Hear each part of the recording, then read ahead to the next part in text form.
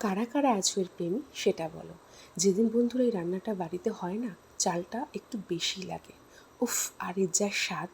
গরম ভাতে just wow. দেখে বন জঙ্গলের জিনিস মনে হলেও বাঙালদের কিন্তু একটা ফেমাস রেসিপি। কিছুই না, ওই বন থেকে ফুলগুলোকে তুলে আনা, ব্যাস তার ভেতর থেকে দানাগুলোকে একটু ফেলে দিয়ে একটু জল দিয়ে নুন দিয়ে ভালো করে সিদ্ধ করে নেবে, নিয়ে জলটাকে ভালো করে ঝরিয়ে নেবে।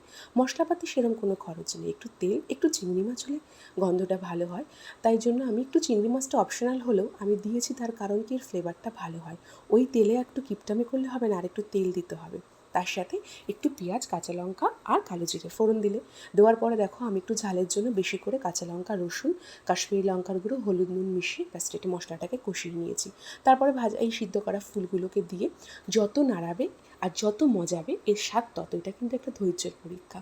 খুব অল্প আছে, অনেক সময় নিয়ে করতে হবে। তার সাথে আমি চিংড়ি মাছগুলোকেও দিয়েছি। যত মজাবে এর মুখের স্বাদ তত বেশি থাকবে।